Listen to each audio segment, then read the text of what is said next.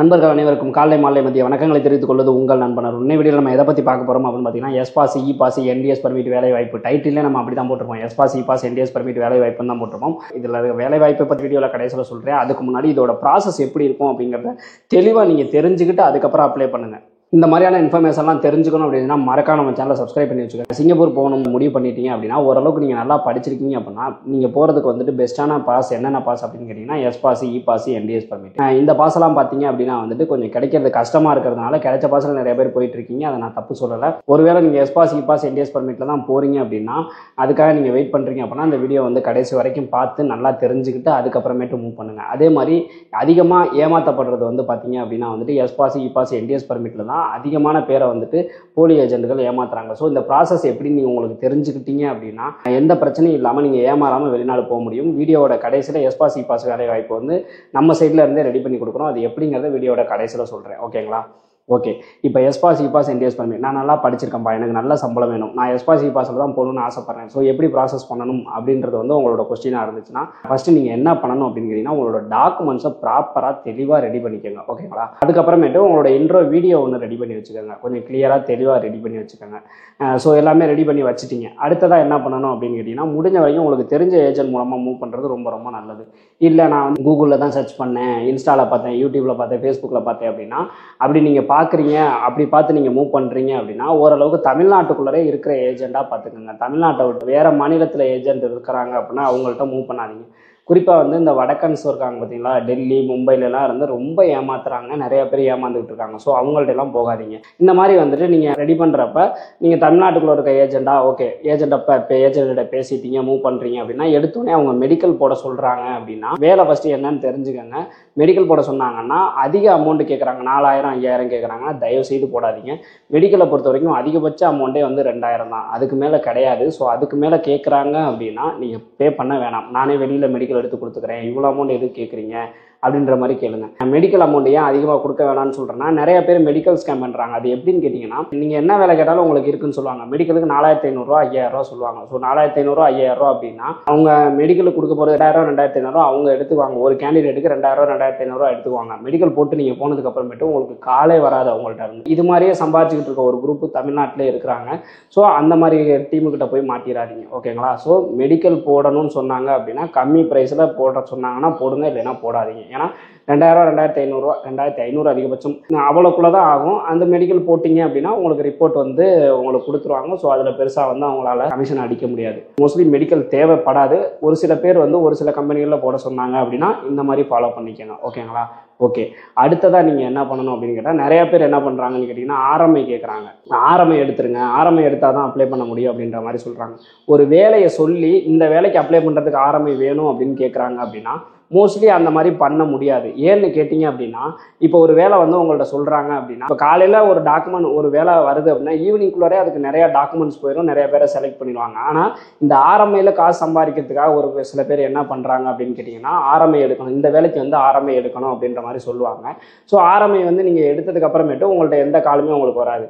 ஆர்எம்ஐயோட amount ஒரு உதாரணத்துக்கு வந்து அவங்க கட்டுறது வந்து பார்த்தீங்க அப்படின்னா 10,000 இருக்குது அப்படின்னா இவங்க 18,000 20,000 25,000 இந்த மாதிரிலாம் கேட்பாங்க. ஸோ அவங்க சொல்கிற அமௌண்ட் நீங்கள் கொடுத்ததுக்கு அப்புறமேட்டு ஆர்எம்ஐ எடுத்து அந்த வேலை கிடைச்சிருன்ற நம்பிக்கையில் நீங்கள் கொடுப்பீங்க.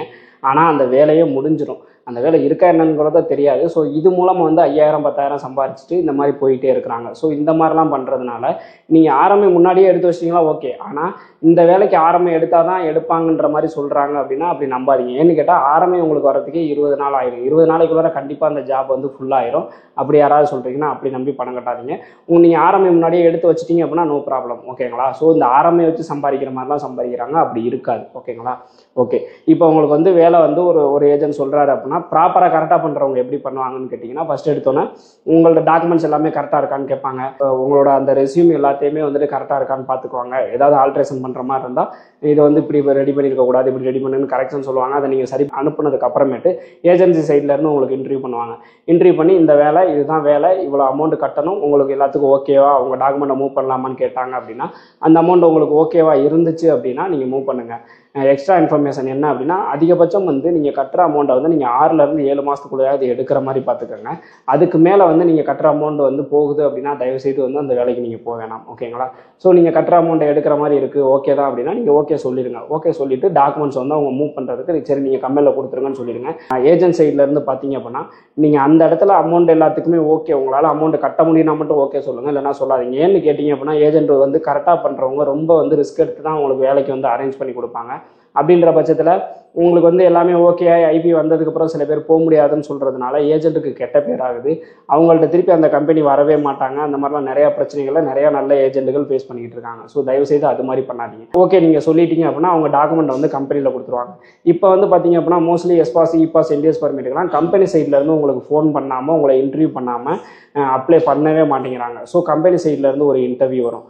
ஒன்று சிங்கப்பூர் ஏஜென்சி சைட்லேருந்து இன்டர்வியூ வரும். சிங்கப்பூரில் இருக்க ஏஜென்ட் யாராவது இந்த லைசன்ஸ்டு ஏஜென்சி சிங்கப்பூரில் இருப்பாங்க பார்த்தீங்கன்னா அவங்க இன்டர்வியூ பண்ணுவாங்க. அப்படி இல்லைனா கம்பெனி சைட்லேருந்து ஒரு இன்டர்வியூ வரும்.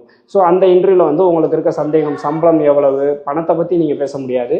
அதர்வைஸ் வந்து அவங்களோட சேலரி எவ்வளவு, கட்ட வேண்டிய அமௌண்ட்டாக அங்கே அவங்கள்ட்ட கேட்க முடியாது. சேலரி எவ்வளவு, அக்கமடேஷன் டீட்டெயில்ஸ், என்ன வேலை, அந்த வேலை உங்களுக்கு தெரியுமா தெரியாத மாதிரி அவங்களும் கேட்பாங்க. ஸோ எல்லாத்துக்குமே நீங்கள் டிஸ்கஸ் பண்ணி எல்லாத்துக்கும் ஓகே அப்படின்னா ஓகே அப்படின்ற மாதிரி நாங்கள் ஏஜென்ட்டை சொல்கிறோன்ற மாதிரி அவங்க வச்சுருவாங்க. அதுக்கப்புறமேட்டு கம்பெனி சைட்லேருந்து ஏஜென்ட்டுக்கு ஃபோன் பண்ணி ஓகே நீங்கள் மற்றதெல்லாம் பேசிக்கங்க, நாங்கள் இவருக்கு அப்ளை பண்ணுறோம் அப்படின்ற மாதிரி சொல்லிடுவாங்க. சொன்னதுக்கப்புறமேட்டு ஏஜென்ட்ஸ் வந்து உங்கள்கிட்டையும் சொல்லிடுவாங்க, உங்களுக்கு செலக்ட் பண்ணிட்டீங்கன்னுப்பா உனக்கு வந்து அப்ளை பண்ண போகிறாங்க அப்படின்ற மாதிரி சொல்லி அட்வான்ஸ் கேட்கறதுக்கான வாய்ப்புகள் இருக்குது. அட்வான்ஸ் கேட்பாங்க, இல்லைனா பாஸ்போர்ட் அனுப்பு இந்த மாதிரி ஏதாவது சொல்லுவாங்க. ஸோ அட்வான்ஸ் கேட்குறாங்க அப்படின்னா பார்த்தீங்கன்னா 10,000க்கு மேலே நீங்கள் அட்வான்ஸ் கொடுக்க வேண்டாம். ஏன்னு கேட்டிங்க அப்படின்னா அப்ளையிங் சார்ஜ் வந்து வெறும் $130 தான், கிட்டத்தட்ட ஒரு 7,000லேருந்து 8,000க்குள்ளே தான் வரும். ஆனால் அவங்க 10,000 நீங்கள் எதுக்கு கொடுக்கணும் அப்படின்னா அது மாதிரி வேணால் ஒரு 3,000 எக்ஸ்ட்ராவே கொடுத்து வைங்க.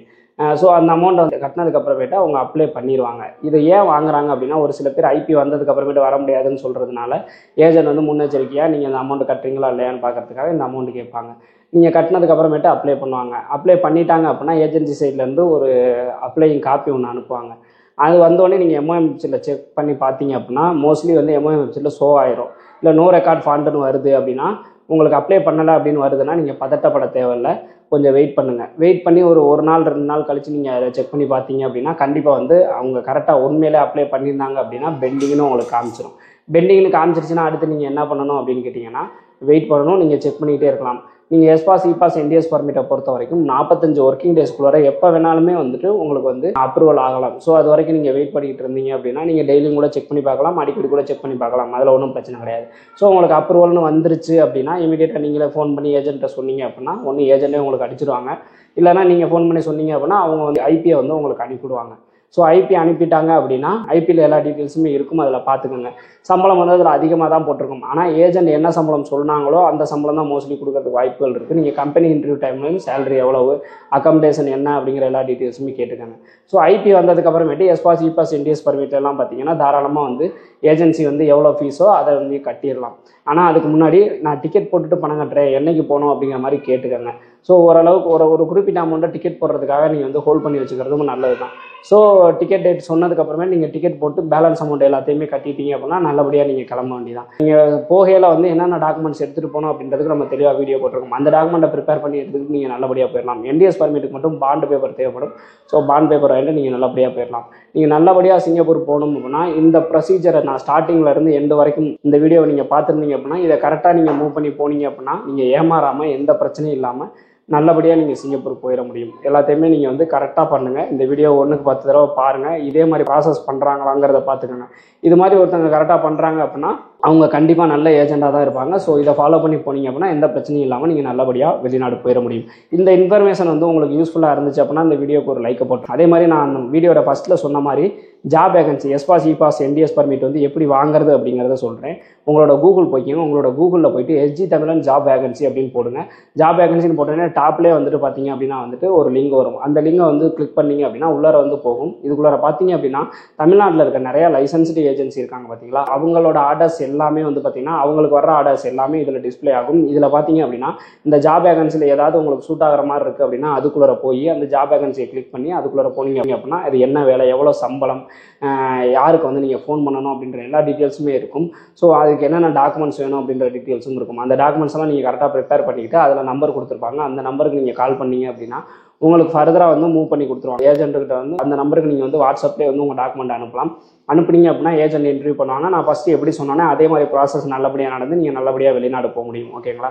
ஸோ ஜாப் வேகன்சியை பற்றி சொல்லிட்டேன். இந்த மாதிரியான இன்ஃபர்மேஷன்லாம் தெரிஞ்சுக்கணும்னு மறக்காம நம்ம சேனலை சப்ஸ்கிரைப் பண்ணிக்கோங்க. பாய்.